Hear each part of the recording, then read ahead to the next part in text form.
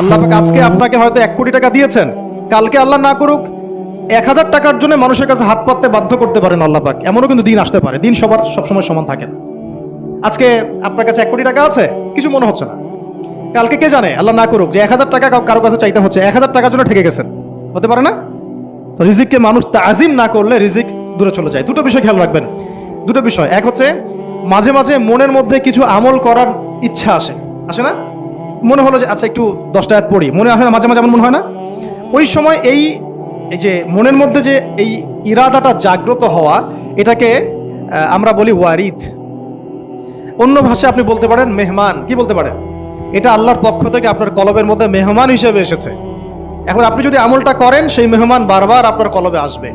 যদি আপনি ওই সময় আমলটা না করেন, মেহমান চলে যাবে, মেহমান অসম্মানিত হলে পরে আর আসবে না। একইভাবে রিজিক আল্লাহ পাক দিয়েছেন, এর তাজিম যদি করতে পারেন রিজিক বেশি আসবে। রিজিকের তাজিম সম্মান করতে না পারলে রিজিক আসবে না, বেশি কমে যাবে। উসমান রাদিয়াল্লাহু আনহু সবচেয়ে ধনী ছিলেন না? কেন জানেন? কেন? এটা কি জানেন কেন ধনী ছিলেন? একে তো তিনি প্রচুর দান সদকা করতেন, এটা তো আপনারা জানেনই। আরেকটা জিনিস অনেকে জানে না, তিনি উটের পিঠে বসেছিলেন, কিছু একটা খাচ্ছিলেন, এই 2-1টা দানা পড়ে গেছে নিচে। উটের পিঠ থেকে নেমেছেন, নেমে সেই দানা উঠিয়েছেন, পরিষ্কার করেছেন, ধুয়েছেন, আবার খেয়েছেন। তার এই 2-4টা দানার কোনো কিন্তু মানে পরোয়া না করলেও চলে, তার প্রচুর অর্থ সম্পদ আছে। এত অর্থ সম্পদ যে তাবুক যুদ্ধের দিন 30,000 সেনাবাহিনীর দায়িত্ব নিয়েছেন। 30,000 সেনাবাহিনীর দায়িত্ব নিয়েছেন। সেনাবাহিনী যাবে, থাকবে, খাবে, তাবু টাঙাবে, সব দায়িত্ব তার। 30,000 সেনাবাহিনীর দায়িত্ব নেওয়া কি চারটাখানি কথা? তো এই সাহাবী এই কয়েকটা খাবারের দানা উঠিয়ে খেলেন। নবী সাল্লাল্লাহু আলাইহি ওয়াসাল্লাম বলেছিলেন যে তোমাকে আল্লাহ পাক রিজিক বাড়িয়ে দিবে না কেন? তুমি রিজিকের যে তাজিম, যে সম্মান তুমি করো, এর বদৌলতে আল্লাহ পাক তোমাকে বেহিসাব রিজিক দিবেন। দুইটা বিষয় খেয়াল রাখবো। আমলের মেহমান হৃদয়ের মধ্যে আসলে তাকে ফিরায় না দেওয়া, তাহলে সেই মেহমান কিন্তু আর আসবে না। মেহমানকে মূল্যায়ন করলে মেহমান বারবার আসবে ইনশাআল্লাহ। আর রিজিকের তাজিম না করলে রিজিক কিন্তু আপনার ঘরে বেশি বেশি আসবে না। এমনি তো হারামের যুগ, এমনি সুদের যুগ, এমনি ঘুষের যুগ। অলমোস্ট এভরি ফ্যামিলি সুদখোর এখন, অলমোস্ট এভরি ফ্যামিলি। মেয়েরা স্পেশালি যারা শাশুড়ি টাইপের, আপনারা মাইন্ড করেন না, তাদের সাইকোলজি যে এতই নিচে নেমে গেছে এখন যে আমার মেয়ে জাহান্নামে যায় যাক, হ্যাঁ আমার মেয়ে জাহান্নামে যায় যাক, সমস্যা নাই, দুনিয়াতে সে যেন ভালো থাকে। এটা কেন বললাম? একটা সুদখোরের ঘরে তুলে দিতে সে দ্বিধাবোধ করতেছে না, একটা দুর্নীতিবাজের ঘরে তুলে দিতে দ্বিধাবোধ করতেছে না, একটা ঘুষখোরের ঘরে তুলতে দ্বিধাবোধ করতেছে না, একটা মানে কি বলবো মাদক সেবী, ড্রাগ এডিক্টেড বা এই যে আর কি বলবো ফাসেক জালেম, এই ধরনের ঘরে উঠাই দিতেও সে দ্বিধাবোধ করছে না। 5তলা বাড়ি চাই আমার মেয়ে 5তলা বাড়ি থেকে সুখে থাকবে। এই যে সুখের ডেফিনেশন এখানে দিয়েছেন আপনারা। এই জন্য কত হাজার হাজার মেয়ের জীবন নষ্ট করে দিয়েছেন আপনারা। আমার কথা মাইন্ড করে না, হাজার হাজার মেয়ের জীবন মায়েরা নষ্ট করে দিয়েছে শুধুমাত্র মেয়েদের দুনিয়াবী সুখ এর সংজ্ঞাটা বুঝতে ভুল করার কারণে। এর নাম যদি সুখী হইতো, তাহলে অমুসলিমরা সুখী না কেন? পশ্চিমারা সুখী না কেন? ওরা আত্মহত্যা করে কেন? এভাবে মেয়েদের জীবন নষ্ট করেছেন। অথচ অল্প যদি হালাল রিজিকও হতো, আল্লাহ পাক তাকে বরকত দিতেন, সুখে থাকতো। আল্লাহ পাক আপনাদেরকে রিজিকের মূল্য বোঝার, তাজিম করার তৌফিক দান করেন, আমিন। অনেক ভিতরে চলে যাচ্ছে আমি, সময় আমাদের হাতে আরো শর্ট হয়ে আসতেছে। তো এখানে একটা কথা বলে দিব যে রিজিকের প্রসঙ্গ যেহেতু আসছে, যে হালাল খেতে হবে আমাদেরকে, হারামের দ্বারস্থ হওয়া যাবে না। আপনার স্বামী যদি হারাম খায়, আপনি স্বামীকে বুঝান, তাকে ওই চাকরি ছেড়ে দিতে আপনি উৎসাহিত করেন। আমি আপনাদেরকে একটা অনেস্টির সাথে একটা কথা বলি, যত এই যে প্রশাসনে যত ঘুষখোর আছে, ঠিক আছে, যত দুর্নীতিবাজ আছে, যত মাদক সেবী আছে, মাদকের ব্যবসায়ী আছে, যত সুদখোর আছে, এরা সবাই কেন এই খারাপ কাজগুলো করে জানেন? তার স্ত্রীকে ভালো রাখার জন্য, তার মাকে ভালো রাখার জন্য, তার সন্তানদেরকে ভালো রাখার জন্য। তাহলে স্ত্রী হিসেবে, সন্তান হিসেবে, মেয়ে হিসেবে আপনি বলবেন যে আমাদের এইসব ভালোর দরকার নাই আব্বু, হে আমার প্রিয় স্বামী, আমার এসব ভালোর দরকার নাই, হে আমার ছেলে, আমার এসব ভালোর দরকার নাই, তুই হালাল পথে থাক, ওইখানে তুই আমাকে ডাল ভাত খাওয়া, আমি খুশি আছি। এইভাবে আপনারা তাদেরকে মোটিভেট করেন, দেখবেন সমাজে হারাম কমে গেছে ইনশাআল্লাহ। আর হারাম খাওয়া এই ছেলে মেয়েগুলোও কিন্তু মানুষ হবে না। হারাম খাওয়াতে ছেলে মেয়েগুলো রক্ত মাংস করে উঠছে, এরাও কিন্তু মানুষ হবে না। আল্লাহ পাক আমাদেরকে হালাল খাওয়ার তৌফিক দান করেন, এবং হালালের জন্য আপনাদের ভূমিকা অনেক বেশি।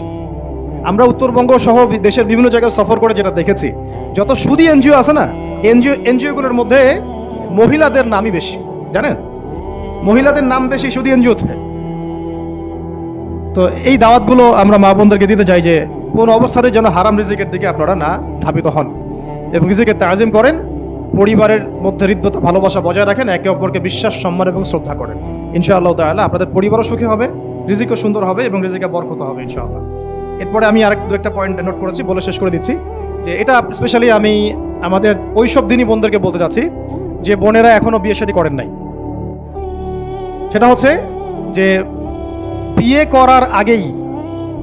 করার আগেই দিনের বেসিক লেখাপড়া শেষ করেন।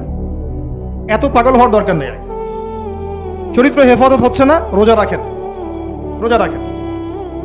ঠিক আছে? দিনই পড়াশোনা আগে শেষ না করে বিয়ে করতে যায় না।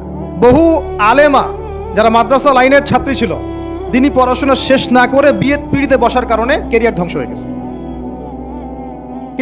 গেছে। বিয়ে পরে করেন, আগে পড়াশোনাটা, তুলনামূলক পড়াশোনাটাকে শেষ করে নেন। তুলনামূলক পড়াশোনা শেষ করতে 18 থেকে 20 বছর বেশি লাগে না।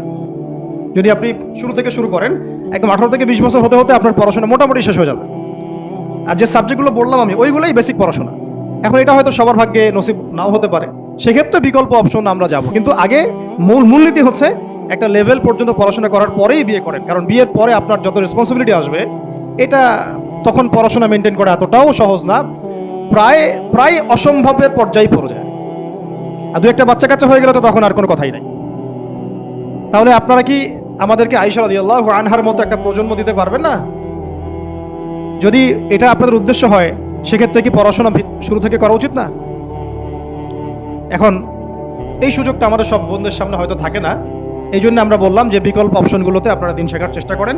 আর এরপরে যখন বিয়ে করবেন, পড়াশোনা মোটামুটি শেষ হয়েছে, বিয়ে করবেন, এখন 18-20 বছর বয়স হয়ে গেছে, এখন আল্লাহর ওয়াস্তে দুনিয়াবি বিষয়কে সর্বোচ্চ অগ্রাধিকার দিয়েন না। আজীবন পস্তাবেন, এবং একবার পস্তানো শুরু করলে এই পস্তানো আজীবনও শেষ হবে। তখন মেইল করে মেসেজ করে লাভ হবে না, কারণ আপনি বিয়ের আগে দিনকে প্রাধান্য দেন নাই, বরং দুনিয়াকে প্রাধান্য দিয়েছিলেন। আপনি বিয়ের আগে দিনকে প্রাধান্য দেন নাই, বরং দুনিয়াকে প্রাধান্য দিয়েছেন। যখন আপনি সবসময় পরকালকে, আল্লাহকে, তার রাসূলকে প্রাধান্য দিবেন, দিনকে প্রাধান্য দিবেন, দুনিয়া আল্লাহই গুছিয়ে দিবেন। আর যখন আপনি দুনিয়াকে সর্বোচ্চ অগ্রাধিকার দিবেন, দিন আপনার কাছ থেকে দূরে সরে যাবে। দিনের একটা গায়রত আছে, একটা ব্যক্তিত্ব, দিনের একটা স্বতন্ত্র গায়রত আছে, সে সবার কাছে ধরা দেয় না। যে তাকে মূল্যায়ন করে তার কাছেই দিন আসে, যে তাকে মূল্যায়ন করে না তার কাছে দিন আসে না। দিনদার ছেলেকে প্রাধান্য না দিয়ে বিয়ে করতে যায় না, জীবনটা ধ্বংস হয়ে যায়। হ্যাঁ, আমি বলছি না দিনদার ছেলে মাদ্রাসাতেই থাকে না, ইঞ্জিনিয়ার লাইনেও থাকতে পারে, ডক্টরও হতে পারে, ইঞ্জিনিয়ারও হতে পারে, কিন্তু এটা বাহ্যিকভাবে এটাকে জাস্টিফাই করাটাও ডিফিকাল্ট। কিছু ক্রাইটেরিয়া দেখে আপনি একটু আন্দাজ করতে পারেন, পুরোপুরি হয়তো কখনোই বুঝতে পারবেন না। সেটা হচ্ছে দিনের প্রতি তার ফিকির কেমন, দিন নিয়ে তার কাজ কেমন, তার লাইফস্টাইল কেমন, তার পরিবার কেমন, কোন পরিবেশে সে বড় হয়ে উঠেছে, তার একাডেমিক্যাল সার্টিফিকেট কেমন, তারপরে তার দাওয়াতের মেহনতে অ্যাক্টিভিটিস আছে কিনা, বা ব্যবসা হালাল কিনা, বা চাকরিটা হালাল কিনা, নামাজ ঠিক আছে কিনা, তার মধ্যে সুন্নাহ আছে কিনা, এগুলো কিছু বাহ্যিক সাইন যেগুলো দেখে আমরা একটা আইডিয়া নিতে পারি। তারপরে বলবো যে এখানে 100% আপনি এনশিওর হতে পারবেন, ওইটা আল্লাহ পাকের হাতে। ওইটাও যদি এনশিওর করতে চান তাহলে কি করতে হবে? তাহলে নিজেকে দিনদার হতে হবে। আমি নিজে যদি ভালো দিনদার হই, তাহলে ইনশাআল্লাহ আল্লাহ পাক আমাকে দিনদার স্ত্রী দিবেন। নিজে দিনদার না, তাহলে কি রেডিমেড দিনদার ছেলে আসবে? কখনই আসবে না।